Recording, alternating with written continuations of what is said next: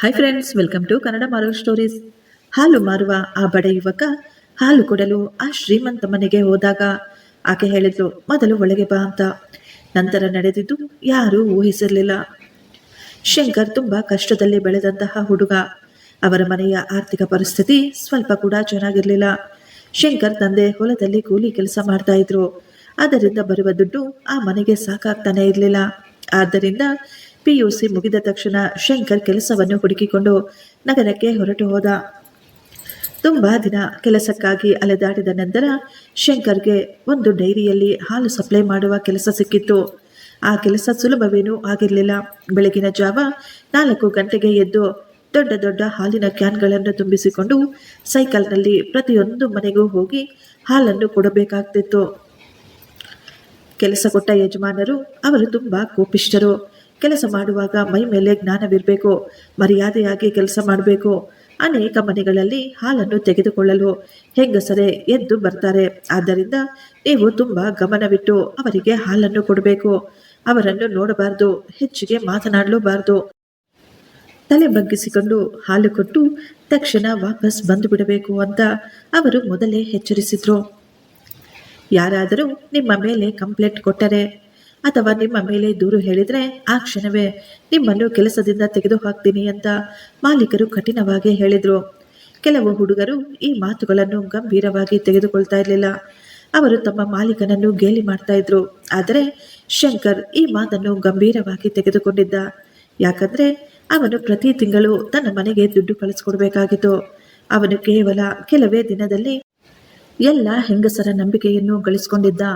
ಆ ಕಾಲೋನಿಯ ಎಲ್ಲ ಹೆಂಗಸರು ಹೇಳ್ತಾ ಇದ್ರು, ಆ ಹುಡುಗನನ್ನೇ ಕಳಿಸ್ಕೊಡಿ, ಅವನು ತುಂಬಾ ಹೆಚ್ಚಾಗಿ ಏನು ಮಾತನಾಡುವುದಿಲ್ಲ, ಸೈಲೆಂಟ್ ಆಗಿ ತಲೆ ಬಗ್ಗಿಸಿಕೊಂಡು ತನ್ನ ಕೆಲಸವನ್ನು ಮಾತ್ರ ಮಾಡಿಕೊಂಡು ಹೊರಟೋಗ್ತಾನೆ ಅಂತ ಹೇಳ್ತಾ ಇದ್ರು.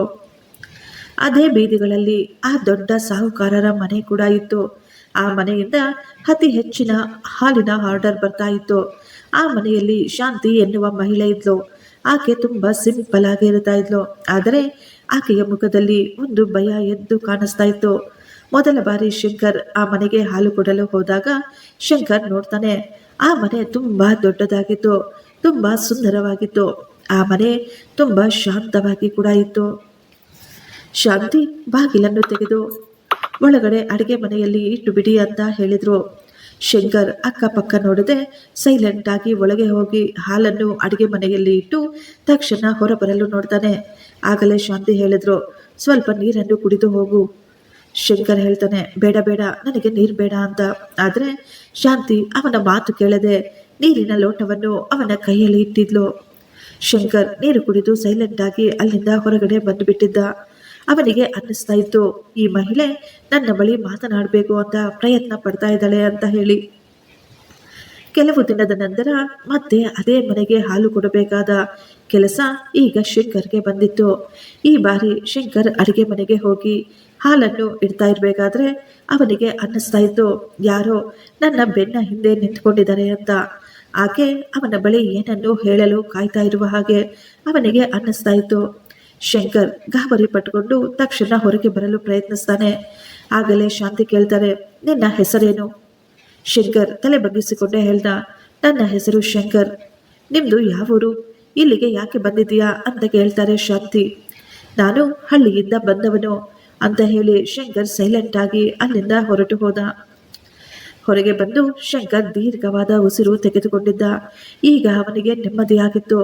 ಅವನಿಗೆ ಅರ್ಥವಾಗ್ತಾ ಇರಲಿಲ್ಲ, ಆ ಮನೆಯಲ್ಲಿ ಯಾಕೆ ಒಂದು ರೀತಿಯ ವಿಚಿತ್ರವಾದ ವಾತಾವರಣವಿದೆ, ಯಾಕೆ ಅಲ್ಲಿ ಅಷ್ಟೊಂದು ಭಯವಾಗ್ತಾ ಇತ್ತು ಅಂತ. ಪ್ರತಿದಿನ ಆ ಮನೆಗೆ ಹಾಲು ಕೊಡಲು ಶಂಕರ್ನೇ ಹೋಗ್ತಾ ಇದ್ದ. ಪ್ರತಿದಿನ ಶಾಂತಿ ಶಂಕರ್ ಜೊತೆ ಮಾತನಾಡಲು ಪ್ರಯತ್ನಿಸ್ತಾ ಇದ್ಲು. ಆದರೆ ಶಂಕರ್ ಮಾತ್ರ ಹಾಲು ಇಟ್ಟ ತಕ್ಷಣ ಹೊರಡಲು ಪ್ರಯತ್ನಿಸ್ತಾ ಇದ್ದ. ಶಂಕರ್ಗೆ ಒಂದು ಭಯವಿತ್ತು, ಯಾರ ಬಳಿಯಾದರೂ ನಾವು ನಗು ನಗುತ್ತಾ ಮಾತನಾಡಿದರೆ ಏನಾದರೂ ತೊಂದರೆ ಬರಬಹುದೇನೋ ಅಂತ. ಇದೇ ರೀತಿ ಈಗ 1.5 ವರ್ಷ ಕಳೆದು ಹೋಗಿತ್ತು. ಒಂದು ದಿನ ಕಂಪನಿಯ ಯಜಮಾನರು ಹೇಳಿದ್ರು, ಈ ದಿನ ಹೊಸ ಹುಡುಗ ಆ ಬಂಗಲೆಗೆ ಹೋಗಿ ಹಾಲು ಕೊಡ್ತಾನೆ ಅಂತ ಹೇಳಿ. ಶಂಕರ್ ಏನೂ ಮಾತನಾಡಲಿಲ್ಲ. ಅವನು ಸೈಲೆಂಟ್ ಆಗಿ ನಿಂತ್ಕೊಂಡಿದ್ದ. ಆದರೆ ಅವನ ಮನಸ್ಸಿನಲ್ಲಿ ಏನೋ ಒಂದು ರೀತಿಯ ಸಂಕಟವಾಗ್ತಾ ಇತ್ತು.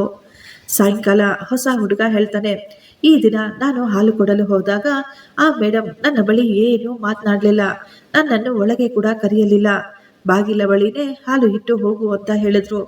ಇದನ್ನು ಕೇಳಿ ಶಂಕರ್ ಯೋಚಿಸ್ತಾ ಇದ್ದ, ಇದೇನು ಆಕೆ ಇವರ ಜೊತೆ ಮಾತ್ರ ಯಾಕೆ ಈ ರೀತಿ ಮಾಡ್ತಾ ಇದ್ದಾರೆ ಅಂತ. ಆ ರಾತ್ರಿ ಎಲ್ಲ ಶಂಕರ್ಗೆ ನಿದ್ದೆನೇ ಬರಲಿಲ್ಲ. ರಾತ್ರಿ ಎಲ್ಲ ಶಂಕರ್ ಆ ಮಹಿಳೆಯ ಬಗ್ಗೆನೇ ಯೋಚಿಸ್ತಾ ಕುಳಿತುಕೊಂಡಿದ್ದ. ಮಾರನೆಯ ದಿನ ಶಂಕರ್ ಅದೇ ಭೀತಿಗಳಲ್ಲಿ ಬಂದಿದ್ದ.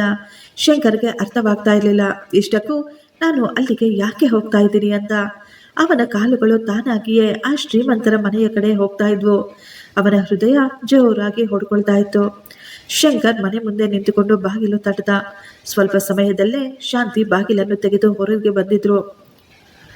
ಶಂಕರ್ನನ್ನು ಆ ಸಮಯದಲ್ಲಿ ಅಲ್ಲಿ ನೋಡಿ ಶಾಂತಿ ಒಂದು ಕ್ಷಣ ಗಾಬರಿಯಾಗಿದ್ಲು. ನೀನು ಇಲ್ಲಿ ಯಾಕೆ ಎಂದು ಅವಳು ಕೇಳಿದಾಗ ಶಂಕರ್ ಏನು ಹೇಳಬೇಕು ಅವನಿಗೆ ಅರ್ಥವಾಗಲಿಲ್ಲ. ಶಂಕರ್ ಹೇಳ್ತಾನೆ, ನಿನ್ನೆ ನಾನು ಬಂದಿರಲಿಲ್ಲ ತಾನೆ, ಆದ್ದರಿಂದಲೇ ನಿಮ್ಮನ್ನು ಮಾತನಾಡಿಸಿಕೊಂಡು ಹೋಗೋಣ ಅಂತ ಬಂದೆ.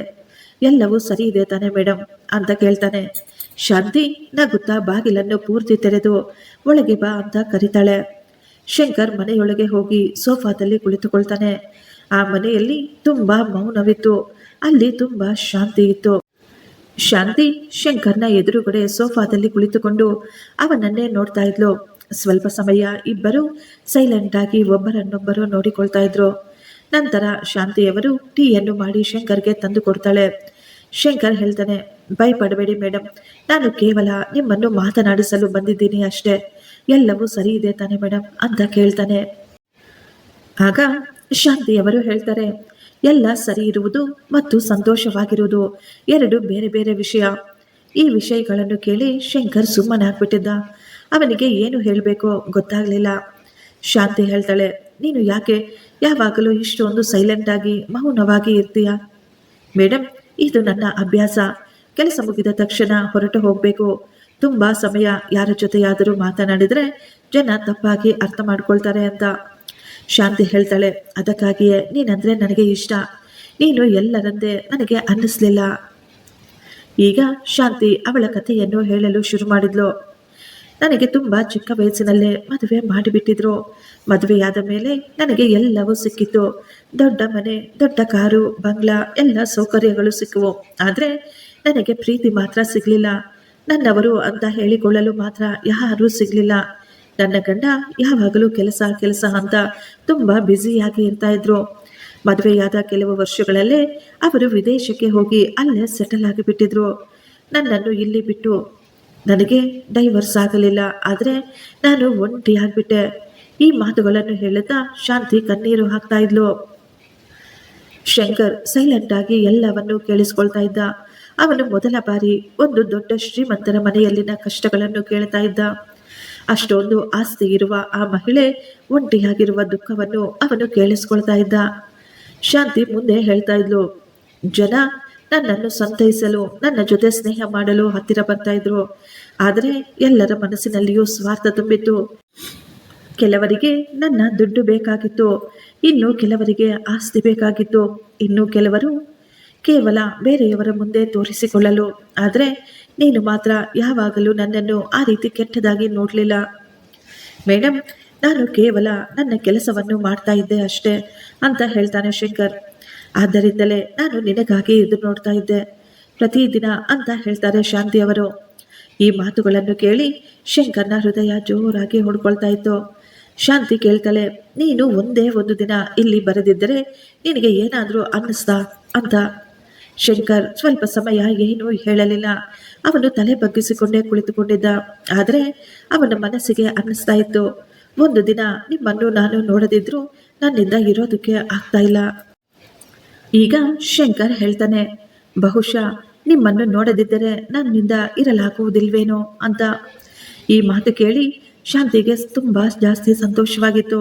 ಅವಳು ಆ ಉತ್ತರವನ್ನು ಕೇಳಬೇಕು ಅಂತ ಆಸೆ ಪಡ್ತಾ ಇದ್ಲು. ಅವರಿಬ್ಬರು ಇನ್ನೂ ಮನಬಿಚ್ಚಿ ಮಾತನಾಡಿಕೊಳ್ತಾ ಇದ್ರು. ಶಂಕರ್ ತನ್ನ ಊರು, ತನ್ನ ತಂದೆ ತಾಯಿ, ತನ್ನ ಮನೆಯ ಬಗ್ಗೆ ಎಲ್ಲವನ್ನೂ ಹೇಳ್ತಾ ಇದ್ದ. ಶಾಂತಿ ಎಲ್ಲವನ್ನು ತುಂಬಾ ಎಲ್ಲವನ್ನೂ ಕೇಳಿಸ್ಕೊಳ್ತಾ ಇದ್ಲು. ನಂತರ ಶಂಕರ್ ಅಲ್ಲಿಂದ ಹೋಗಲು ಮುಂದಾಗ್ತಾನೆ. ಆಗಲೇ ಶಾಂತಿ ಕೇಳಿದ್ಲು, ನೀನು ಮತ್ತೆ ಬರ್ತೀಯಾ? ಶಂಕರ್ ಸ್ವಲ್ಪ ಸಮಯ ಸೈಲೆಂಟ್ ಆಗಿದ್ದ. ನಂತರ ಹೇಳ್ತಾನೆ, ಅವಶ್ಯಕತೆ ಇದ್ರೆ ನಾನು ಖಂಡಿತ ಬಂದೇ ಬರ್ತೀನಿ ಅಂತ. ಶಂಕರ್ ಸೈಲೆಂಟ್ ಆಗಿ ಅಲ್ಲಿಂದ ಹೋಗ್ತಾ ಇದ್ದ. ದಾರಿಯುದ್ದಕ್ಕೂ ಅವನು ಯೋಚಿಸ್ತಾನೆ ಇದ್ದ, ನಾನು ಮಾಡ್ತಾ ಇರೋದು ಸರಿನಾ ತಪ್ಪ ಅಂತ. ಶಾಂತಿ ಯಾವಾಗಲೂ ಶಂಕರ್ಗಾಗಿ ಎದುರು ನೋಡ್ತಾ ಇದ್ಲು. ಶಂಕರ್ ಕೆಲಸವನ್ನು ಮುಗಿಸಿಕೊಂಡು ಸಮಯ ಸಿಕ್ಕಾಗೆಲ್ಲ ಆಕೆಯನ್ನು ಮಾತನಾಡಿಸಿಕೊಂಡು ಬರ್ತಾ ಇದ್ದ. ಆದರೆ ಶಂಕರ್ ಒಳಗೊಳಗೆ ಒಂದು ಭಯ ಕೂಡ ಇತ್ತು. ಈ ಸಮಾಜದ ದೃಷ್ಟಿ, ಅವನ ಕೆಲಸ, ಜನರ ಮಾತುಗಳು ಎಲ್ಲವೂ ಅವನ ಮನಸ್ಸಿನಲ್ಲಿ ಈಗ ಓಡಾಡ್ತಾ ಇದ್ವು. ಒಂದು ದಿನ ಶಾಂತಿ ಅವರು ಕೇಳ್ತಾರೆ, ಒಂದು ವೇಳೆ ನಾನು ಈ ಊರು ಬಿಟ್ಟು ಹೊರಟು ಹೋದರೆ ನೀನು ನನ್ನನ್ನು ನೆನಪಿಸಿಕೊಳ್ತೀಯಾ? ಆಗ ಶಂಕರ್ ಹೇಳ್ತಾನೆ, ತುಂಬ ತುಂಬ ಜಾಸ್ತಿ ನಾನು ನಿಮ್ಮನ್ನು ಮಿಸ್ ಮಾಡ್ಕೊಳ್ತೀನಿ. ಆ ಕ್ಷಣವೇ ಅವರಿಬ್ಬರಿಗೂ ಅರ್ಥವಾಗಿತ್ತು, ಇದು ಕೇವಲ ಮಾನವೀಯತೆ, ಸ್ನೇಹದ ಸಂಬಂಧವಲ್ಲ. ಅವರಿಬ್ಬರ ಹೃದಯಗಳು ಈಗ ಹತ್ತಿರವಾಗಿದ್ವು. ಆಗಿನಿಂದ ಅವರಿಬ್ಬರು ಜೀವನ ಪೂರ್ತಿಯಾಗಿ ಬದಲಾಗ್ತಾ ಇತ್ತು. ಈಗ ಶಂಕರ್ ಕೇವಲ ತನ್ನ ಕೆಲಸವನ್ನು ಮಾತ್ರ ಮಾಡ್ತಾ ಇರಲಿಲ್ಲ. ಪ್ರತಿದಿನ ಸಾಯಂಕಾಲ ಅವನು ಆ ದೊಡ್ಡ ಬಂಗಲೆಗೆ ಹೋಗಿ ಬರ್ತಿದ್ದ. ಇದು ಸರಿಯಲ್ಲ, ನಾನು ಮಾಡ್ತಾ ಇರೋದು ತಪ್ಪು ಅಂತ ಅವನಿಗೂ ಸಹ ಚೆನ್ನಾಗಿ ಗೊತ್ತು. ಶಾಂತಿ ಈಗ ಒಂಟಿಯಾಗಿರ್ಲಿಲ್ಲ. ಶಂಕರ್ ಬಂದ ನಂತರ ಅವಳ ಜೀವನದಲ್ಲಿ ಹೊಸ ಬೆಳಕು ಮೂಡಿತ್ತು. ಈಗ ಶಂಕರ್ ಆ ಮನೆಯ ಒಬ್ಬ ಸದಸ್ಯನ ರೀತಿಯೇ ಆಗ್ಬಿಟ್ಟಿದ್ದ. ಸಾಯಂಕಾಲ ಶಂಕರ್ ಆ ಮನೆಗೆ ಬಂದಾಗ ಶಾಂತಿ ಬಾಲ್ಕನಿಯಲ್ಲಿ ನಿಂತುಕೊಂಡು ಅವನಿಗಾಗಿ ಕಾಯ್ತಾ ಇದ್ಲು. ಶಂಕರ್ನನ್ನು ನೋಡಿ ಶಾಂತಿ ಕೇಳ್ತಾಳೆ, ಶಂಕರ್, ನೀನು ಸಂತೋಷವಾಗಿದ್ಯಾ? ಹೌದು, ನಾನು ತುಂಬಾ ಸಂತೋಷವಾಗಿದ್ದೇನೆ. ಮತ್ತೆ ನೀವು ಅಂತ ಶಂಕರ್ ಕೇಳ್ತಾನೆ. ಶಾಂತಿ ಸ್ವಲ್ಪ ಸಮಯ ಸುಮ್ಮನಿದ್ದು ನಂತರ ಹೇಳ್ತಾಳೆ, ನೀನು ಬಂದಾಗ ಮಾತ್ರ. ಈ ಮಾತನ್ನು ಕೇಳಿ ಅವನ ಮನಸ್ಸಿಗೆ ತುಂಬಾ ಸಂತೋಷವಾಗ್ತಾ ಇತ್ತು. ಮೊದಲ ಬಾರಿ ಅವನಿಗೆ ಅನ್ನಿಸ್ತಾ ಇತ್ತು, ನಾನು ಬರುವುದರಿಂದ ಯಾರಿಗೋ ಸಂತೋಷ ಸಿಗುತ್ತೆ ಅಂತ, ಯಾರ ಸಂತೋಷಕ್ಕೂ ನಾನು ಕಾರಣನಾಗಿದ್ದೇನೆ ಅಂತ. ಆ ದಿನ ಶಾಂತಿ ತನ್ನ ಮನಸ್ಸಿನ ಭಾವನೆಗಳನ್ನು, ತನ್ನ ಮನಸ್ಸಿನ ಮಾತುಗಳನ್ನು ಶಂಕರ್ ಬಳಿ ಹಂಚಿಕೊಂಡಿದ್ಲು. ಅವಳು ಹೇಳ್ತಾ ಇದ್ಲು, ನಾನು ಮತ್ತೆ ಒಂಟಿಯಾಗಿರಲು ಇಷ್ಟಪಡುವುದಿಲ್ಲ. ಈ ಜೀವನ ನನ್ನನ್ನು ಎಷ್ಟೋ ಬಾರಿ ಒಂಟಿಯನ್ನಾಗಿ ಮಾಡಿಬಿಟ್ಟಿದೆ. ನೀನು ಒಂದು ದಿನ ಇಲ್ಲಿಗೆ ಬರದೇ ಇದ್ರೂ ನನ್ನಿಂದ ಅದನ್ನು ಸಹಿಸಿಕೊಳ್ಳೋದಕ್ಕೆ ಆಗೋದಿಲ್ಲ. ಆಗ ಶಂಕರ್ ಕೂಡ ಹೇಳ್ತಾನೆ, ನಾನು ಕೂಡ ನಿಮ್ಮಿಂದ ದೂರವಿರೋದಕ್ಕೆ ಆಗೋದಿಲ್ಲ. ಅವರಿಬ್ಬರು ಒಬ್ಬರನ್ನೊಬ್ಬರು ತಬ್ಬಿಕೊಂಡು ಜೋರಾಗಿ ಅಳ್ತಾ ಇದ್ರು. ಆ ದಿನದಿಂದ ಅವರಿಬ್ಬರ ಭೇಟಿ ಈಗ ಸರ್ವೇ ಸಾಮಾನ್ಯವಾಗಿಬಿಟ್ಟಿತ್ತು. ಶಂಕರ್ ಕೆಲಸ ಮುಗಿದ ತಕ್ಷಣ ಅಲ್ಲಿಗೆ ಬಂದು ಬಿಡ್ತಾ ಇದ್ದ. ಶಾಂತಿ ಪೂರ್ತಿ ದಿನ ಅವನಿಗಾಗಿ ಕಾಯ್ತಾ ಇದ್ಲು. ಇಬ್ಬರು ಒಟ್ಟಿಗೆ ಕುಳಿತುಕೊಂಡು ಊಟ ಕೂಡ ಮಾಡ್ತಾ ಇದ್ರು. ತುಂಬಾ ಸಮಯ ಮಾತನಾಡಿಕೊಳ್ತಾ ಇದ್ರು. ಅವರ ಭವಿಷ್ಯದ ಬಗ್ಗೆ ಯೋಚಿಸ್ತಾ ಇದ್ರು.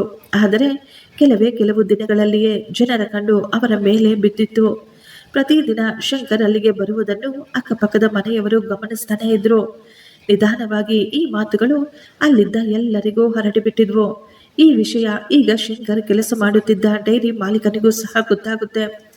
ಶಂಕರ್ ಪ್ರತಿದಿನ ಆ ಮಹಿಳೆಯ ಮನೆಗೆ ಹೋಗಿ ತುಂಬಾ ಸಮಯ ಆಕೆಯ ಜೊತೆ ಇರ್ತಾನೆ ಅಂತ. ಒಂದು ದಿನ ಡೈರಿ ಮಾಲೀಕರು ಶಂಕರ್ನನ್ನು ಕರೆದು ಕೋಪವಾಗಿ ಹೇಳ್ತಾರೆ, ಕೆಲಸ ಇಲ್ಲದಿದ್ದರೂ ಪ್ರತಿದಿನ ಅಲ್ಲಿಗೆ ಯಾಕೆ ಹೋಗ್ತಾ ಇದೆಯಾ? ಶಂಕರ್ ಏನು ಹೇಳಲಿಲ್ಲ. ಅವನು ಸೈಲೆಂಟ್ ಆಗಿ ತಲೆ ಬಗ್ಗಿಸಿಕೊಂಡು ನಿಂತ್ಕೊಂಡಿದ್ದ. ಆಗ ಮಾಲೀಕರು ಹೇಳ್ತಾರೆ, ಇನ್ನೊಂದು ಕಂಪ್ಲೇಂಟ್ ನಿನ್ನ ಮೇಲೆ ಬಂದರೆ ನಿನ್ನನ್ನು ತಕ್ಷಣ ಕೆಲಸದಿಂದ ತೆಗೆದು ಹಾಕ್ತೀನಿ ಅಂತ ಹೇಳ್ತಾರೆ. ಆ ರಾತ್ರಿಯೆಲ್ಲ ಶಂಕರ್ಗೆ ನಿದ್ದೆನೇ ಬರಲಿಲ್ಲ. ಅವನು ತುಂಬಾ ವಿಚಲಿತನಾಗಿದ್ದ. ಅವನು ತುಂಬಾ ಗಾಬರಿಯಾಗಿದ್ದ. ಅವನಿಗೆ ಅನ್ನಿಸ್ತಾ ಇತ್ತು, ನನ್ನಿಂದ ಶಾಂತಿಯವರಿಗೆ ತೊಂದರೆ ಆಗಬಹುದು ಅಂತ. ಅವನು ಶಾಂತಿಯವರಿಗೆ ಫೋನ್ ಮಾಡಿ ಈ ವಿಷಯವನ್ನು ಹೇಳಬೇಕು ಅಂದುಕೊಂಡ. ಆದರೆ ಅವನಿಗೆ ಧೈರ್ಯನೇ ಸಾಕಾಗ್ತಾ ಇರಲಿಲ್ಲ. ಮಾರನೆಯ ದಿನ ಸಾಯಂಕಾಲ ಶಾಂತಿಯವರಿಗೆ ಶಂಕರ್ ಮುಖ ನೋಡಿದ ತಕ್ಷಣ ಅರ್ಥವಾಗುತ್ತೆ. ಆಕೆ ಈಗ ನೇರವಾಗಿ ಕೇಳಿದ್ರು, ಏನಾಯ್ತು ಶಂಕರ್ ಅಂತ. ಶಂಕರ್ ಎಲ್ಲವನ್ನು ಆಕೆಯ ಬಳಿ ಹೇಳಿಕೊಳ್ತಾನೆ. ಸ್ವಲ್ಪ ಸಮಯ ಇಬ್ಬರು ಮೌನವಾಗಿದ್ರು. ನಂತರ ಶಾಂತಿ ಹೇಳ್ತಾರೆ, ನನಗೆ ಇದರ ಬಗ್ಗೆನೇ ತುಂಬಾ ಭಯವಿತ್ತು. ಈ ಥರ ಆಗುತ್ತೆ ಅಂತ ನನಗೆ ಮೊದಲೇ ಗೊತ್ತಿತ್ತು. ಈ ಸಮಾಜಕ್ಕೆ ಸತ್ಯ ಬೇಕಾಗಿಲ್ಲ, ಜನರ ಮನಸ್ಥಿತಿ ಕೂಡ ಬೇಕಾಗಿಲ್ಲ. ಅವರಿಗೆ ಕೇವಲ ಕಥೆಗಳು ಮಾತ್ರ ಬೇಕು ಅಂತ. ಶಂಕರ್ ಶಾಂತಿಯ ಕೈಯನ್ನು ಹಿಡಿದುಕೊಂಡು, ನಾನು ನಿಮ್ಮನ್ನು ಒಂಟಿಯಾಗಿ ಬಿಡೋದಿಲ್ಲ ಅಂತ ಹೇಳ್ತಾನೆ. ಶಾಂತಿ, ನಿನಗೆ ಕೆಲಸ ಮತ್ತು ನಾನು ಇಬ್ಬರಲ್ಲಿ ಯಾವುದಾದರೂ ಒಬ್ಬರ ಆಯ್ಕೆ ಮಾಡು ಅಂದರೆ ನೀನು ಏನು ಮಾಡ್ತೀಯಾ ಅಂತ ಕೇಳ್ತಾಳೆ. ಈ ಮಾತನ್ನು ಕೇಳಿದ ಶಂಕರ್ ಒಂದು ಕ್ಷಣವೂ ಯೋಚಿಸದೆ ಹೇಳ್ತಾನೆ, ಜೀವನ ಕೇವಲ ಕೆಲಸಕ್ಕಾಗಿ ಮಾತ್ರವಲ್ಲ. ಈ ಮಾತು ಕೇಳಿದ ತಕ್ಷಣ ಶಾಂತಿಯ ಕಣ್ಣುಗಳು ತುಂಬಿ ಬಂದಿದ್ವು. ಅವಳಿಗೆ ಅರ್ಥವಾಗಿತ್ತು, ಇವನು ಕೇವಲ ನನ್ನ ಆಸರೆಯಲ್ಲ, ಇವನು ಈಗ ನನ್ನವನಾಗಿದ್ದಾನೆ ಎಂದು. ಜನರ ಕಣ್ಣುಗಳು ಈಗ ಕೇವಲ ಆ ಮನೆಯ ಮೇಲೆಯೇ ನೆಟ್ಟಿದ್ವು. ಅವರು ಶಾಂತಿ ಮತ್ತು ಶಂಕರ್ನ ಬಗ್ಗೆ ಗುಸುಗುಸು ಅಂತ ಮಾತನಾಡ್ತಾ ಇದ್ರು. ಡೈರಿ ಮಾಲೀಕ ಕೂಡ ಶಂಕರ್ಗೆ ಪದೇ ಪದೇ ಎಚ್ಚರಿಸ್ತಾ ಇದ್ದ, ಇದೆಲ್ಲ ಸರಿಯಲ್ಲ ಅಂತ. ಒಂದು ಸಾಯಂಕಾಲ ಶಂಕರ್ ಹಾಲಿನ ಸಪ್ಲೈ ಮಾಡಿ ಕೆಲಸ ಮುಗಿಸಿಕೊಂಡು ಶಾಂತಿ ಮನೆಗೆ ಬರ್ತಾನೆ. ಅವನು ನೋಡ್ತಾನೆ, ಶಾಂತಿ ತನ್ನ ಸಾಮಾನುಗಳನ್ನು ಪ್ಯಾಕ್ ಮಾಡಿಕೊಳ್ತಾ ಇದ್ಲು. ಶಂಕರ್ ಗಾಬರಿಯಾಗಿ ಕೇಳ್ದ, ನೀವೆಲ್ಲಾದರೂ ಹೋಗ್ತಾ ಇದ್ದೀರಾ ಅಂತ. ಆಗ ಶಾಂತಿ ಹೇಳ್ತಾಳೆ, ಈಗ ಇದೇ ಸರಿ ಎಂದು. ಜನಗಳ ಮಾತುಗಳು ತುಂಬಾ ಅತಿರೇಕಕ್ಕೆ ಹೋಗಿದ್ದಾವೆ. ನಿನ್ನ ಗೌರವ ಮತ್ತು ಕೆಲಸ ನನ್ನಿಂದ ಹಾಳಾಗಬಾರ್ದು. ಆದ್ದರಿಂದಲೇ. ಈ ಮಾತುಗಳನ್ನು ಕೇಳಿದ ಶಂಕರ್ನ ಮನಸ್ಸು ಕುಗ್ಗಿ ಹೋಗಿತ್ತು. ಶಂಕರ್ ಈಗ ಧೈರ್ಯವಾಗಿ ಹೇಳ್ತಾನೆ, ನಿನ್ನಿಂದ ದೂರ ಇರಲು ನನಗೆ ಸಾಧ್ಯವಿಲ್ಲ, ಅದನ್ನು ಊಹಿಸಿಕೊಳ್ಳಲು ಕೂಡ ನನ್ನಿಂದ ಆಗೋದಿಲ್ಲ ಅಂತ. ಶಾಂತಿ ಅವನನ್ನೇ ನೋಡುತ್ತಾ ಹೇಳಿದ್ದು, ಜೀವನ ಕೇವಲ ಭಾವನೆಗಳಿಂದ ನಡೆಸಲಾಗೋದಿಲ್ಲ ಶಂಕರ್, ಈ ಸಮಾಜ ಕೂಡ ನಮ್ಮ ಜೊತೆಯಲ್ಲಿ ಇರಬೇಕು. ಆಗ ಶಂಕರ್ ಹೇಳ್ತಾನೆ, ನಾನು ಯಾವಾಗಲೂ ಜವಾಬ್ದಾರಿಗಳಿಗಾಗಿಯೇ ಬದುಕ್ತಾ ಇದ್ದೆ. ಮೊಟ್ಟ ಮೊದಲ ಬಾರಿ ನಾನು ನನಗಾಗಿ, ನನ್ನವರಿಗಾಗಿ ಬದುಕಬೇಕು ಅಂದುಕೊಳ್ತಾ ಇದ್ದೀನಿ. ಅವನ ಮಾತುಗಳನ್ನು ಕೇಳಿ ಶಾಂತಿ ಅಳ್ತಾ ಇದ್ಲು. ಅವಳ ಕಣ್ಣುಗಳಿಂದ ಧಾರಾಕಾರವಾಗಿ ನೀರು ಸುರಿತಾ ಇತ್ತು. ಶಾಂತಿ ಎಷ್ಟೋ ಆಸೆಯಿಂದ ಕೇಳ್ತಾಳೆ, ನೀನು ನಿಜವಾಗಿಯೂ ನನ್ನ ಜೊತೆ ಹೊಸ ಜೀವನ ಶುರು ಮಾಡಬೇಕು ಅಂದುಕೊಳ್ತಾ ಇದೀಯಾ? ಶಂಕರ್ ಹೇಳ್ದ, ನೀವಿಲ್ಲದಿದ್ದರೆ ನನ್ನ ಜೀವನಕ್ಕೆ ಅರ್ಥನೇ ಇರೋದಿಲ್ಲ. ಆ ದಿನ ಅವರು ತುಂಬಾ ಸಮಯ ಮಾತನಾಡುತ್ತಾ ಕುಳಿತುಕೊಂಡಿದ್ರು. ಅವರು ಈಗ ಒಂದು ದೊಡ್ಡ ನಿರ್ಧಾರವನ್ನು ಮಾಡಿದ್ರು. ನಾವು ಹೆದರಿಕೊಂಡು ಎಲ್ಲಿಗೂ ಓಡಿ ಹೋಗೋದಿಲ್ಲ, ನಾವು ಜೀವನದಲ್ಲಿ ಧೈರ್ಯವಾಗಿ ಮುಂದುವರಿಯೋಣ ಅಂತ. ಮಾರನೆಯ ದಿನವೇ ಶಂಕರ್ ಡೈರಿಗೆ ಹೋಗಿ ಡೈರಿ ಮಾಲೀಕನಿಗೆ ಹೇಳ್ತಾನೆ, ಇಲ್ಲಿ ಕೆಲಸ ಬಿಟ್ಟು ಬಿಡ್ತಾ ಇದ್ದೀನಿ ಅಂತ. ಮಾಲೀಕರು ಏನೂ ಹೇಳಲಿಲ್ಲ. ಶಂಕರ್ನ ಕಣ್ಣುಗಳನ್ನು ನೋಡಿ ಆತನಿಗೆ ಎಲ್ಲವೂ ಅರ್ಥವಾಗಿತ್ತು. ಕೆಲವು ದಿನಗಳ ನಂತರ ಶಂಕರ್ ಸ್ವಂತವಾಗಿ ಚಿಕ್ಕದಾಗಿ ಒಂದು ವ್ಯಾಪಾರವನ್ನು ಶುರು ಮಾಡ್ತಾನೆ. ಅದು ಹಾಲಿನ ವ್ಯಾಪಾರ. ಶಾಂತಿ ಕೂಡ ಪ್ರತಿಯೊಂದು ಹೆಜ್ಜೆಯಲ್ಲಿಯೂ ಅವನ ಜೊತೆಗೆ ನಿಂತುಕೊಂಡಿದ್ಲು. ನಿಧಾನವಾಗಿ ಈಗ ಜನರ ಗುಸುಗುಸು ಮಾತುಗಳು ಕಡಿಮೆಯಾಗಿ ಬಿಟ್ಟಿದ್ವು. ಸಮಯ ಕಳೆಯುತ್ತಿದ್ದಂತೆ ಎಲ್ಲವೂ ಸರಿ ಹೋಗತೊಡಗಿತ್ತು. ಶಂಕರ್ ಬೆಳಿಗ್ಗೆಯೇ ಕೆಲಸಕ್ಕೆ ಹೋಗಿ ಸಾಯಂಕಾಲ ಮತ್ತೆ ಶಾಂತಿಯ ಬಳಿ ಬಂದು ಬಿಡ್ತಾ ಇದ್ದ. ಶಾಂತಿ ಈಗ ನೆಮ್ಮದಿಯಾಗಿತ್ತು. ಈ ಜೀವನದಿಂದ ಈಗ ಅವಳಿಗೆ ಎಲ್ಲವೂ ಸಿಕ್ಕಿತ್ತು.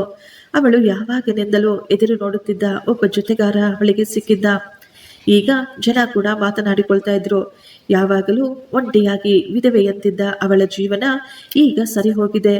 ಈಗ ಅಲ್ಲಿ ಒಂದು ಸುಂದರವಾದ ಸಂಸಾರವಿದೆ ಅಂತ ಹೇಳಿ. ಕೇವಲ ಶ್ರೀಮಂತಿಕೆಯಿಂದ, ದುಡ್ಡಿನಿಂದ ಜೀವನ ನಡೆಯೋದಿಲ್ಲ. ಜೀವನ ನಡೆಯಲು ನಿಜವಾದ ಸಂಗಾತಿ ಇರಬೇಕು. ಕಷ್ಟದಲ್ಲೂ ಸುಖದಲ್ಲೂ ಕಣ್ಣೀರಿನಲ್ಲೂ ಎಲ್ಲ ಸಮಯದಲ್ಲೂ ನಮ್ಮನ್ನು ಪ್ರೀತಿಸುವವರು, ನಮ್ಮನ್ನು ಗೌರವಿಸುವವರು ನಮ್ಮ ಬಳಿ ಇದ್ದರೆ ಬಡತನದಲ್ಲಿಯೂ ಜೀವನ ಸ್ವರ್ಗವಾಗಿರುತ್ತೆ. ಅದೇ ನಿಜವಾದ ಸ್ವರ್ಗ ಅಂದರೆ. ಫ್ರೆಂಡ್ಸ್, ಈ ಸ್ಟೋರಿ ನಿಮಗಿಷ್ಟವಾಗಿದ್ದರೆ ಒಂದು ಲೈಕ್ ಮಾಡಿ ಮತ್ತು ನಮ್ಮ ಚಾನಲನ್ನು ಸಬ್ಸ್ಕ್ರೈಬ್ ಮಾಡಿಕೊಳ್ಳಿ. Thank you. ಧನ್ಯವಾದಗಳು.